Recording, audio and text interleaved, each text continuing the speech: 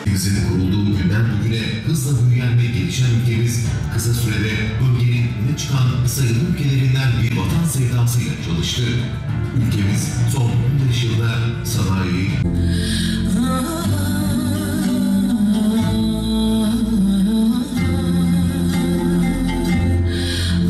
Sayın Cumhurbaşkanlığımızın himayesinde 6 gün gibi düşünülen ancak ucu açık bir bildiğiniz unutmama programı biliyorsunuz. 15 Temmuz destanını anlama, onu hissetme, onu anma ama bu ihaneti unutma programı. Ama biz programımızı Cumhurbaşkanlığımızın programıyla eşdeğer 6 gün olarak hazırladık.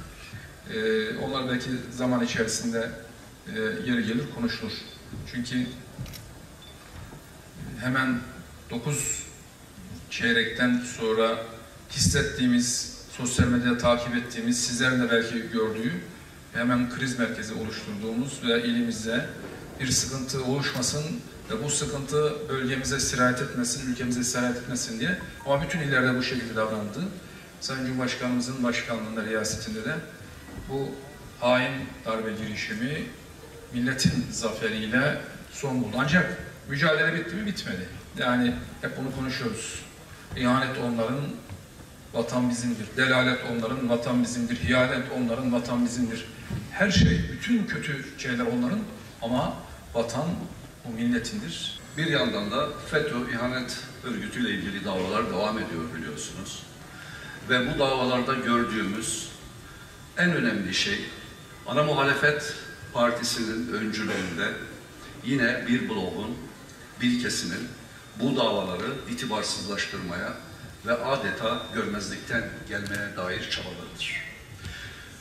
Maltepe Meydanı'nda yapılan mitingin, ben doğrusunu isterseniz ana muhalefet lideri Sayın Kılıçdaroğlu'nun yaptığı konuşmayı başından sonuna kadar izledim.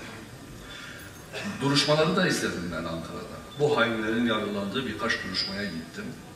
Orada bu ağır suçtan, ihanet suçundan yargılananların söylemleriyle davaları itibarsızlaştırmak ve 15 Temmuz'un halkın gönlündeki yerini adeta kırmak için Sayın Kılıçdaroğlu'nun geliştirdiği üslup arasında maalesef hemen hemen hiçbir fark yok. Cumhuriyet Halk Partisi başta olmak üzere burada oluşan bloğun bir 15 Temmuz davası da yok. Benim görebildiğim kadarıyla. Oysa hepimiz olmasını isterdik. Dünden beri çıktığı bütün televizyonlarda Sayın Kılıçdaroğlu 15 Temmuz kutlamalarına, anmalarına biz de katılabiliriz diyor. Yani Cumhuriyet Halk Partisi'nin böyle bir gündemi yok. Eğer denk gelirse bir yerlerde bu anmalara katılabiliriz. Bu kabul edilebilir bir şey değil. Öyle bir an geldi ki ülke gittikçe kalkınınca bunu durdurmanın yollarını aradılar. Ve maalesef başta Almanya ve İngiltere olmak üzere. Başta Türkiye iktidarını indirmek, Suriye'yi parçalamak, Türkiye'yi birkaç parçaya bölünme planları yapılmaya başlandı. Ve 15 Temmuz'a doğru giden yolda en önemli hadise İslam dünyası ile olan güçlü ilişkilerin Avrupa'yı kızdırdığını görüyoruz. Ve her hamle yaptığımızda, her kalkınma olayı gündeme geldiğinde, ülke her kalkınma anında ise bir Avrupa'nın darbesiyle karşı karşıya kalıyor.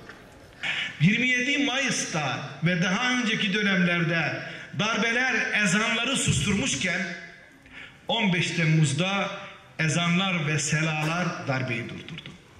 Bir halk destan yazdı. Bir halk darbe durdurdu. Bir halk tankları durduruyor ve işlemez hale getiriyor. Bisikletiyle birlikte şeye doğru gidiyor. Havalanına doğru gidiyor.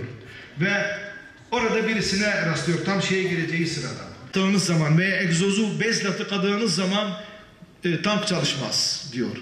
Hiç önemli değil. Biz de hazırız. 249 şehit verdik.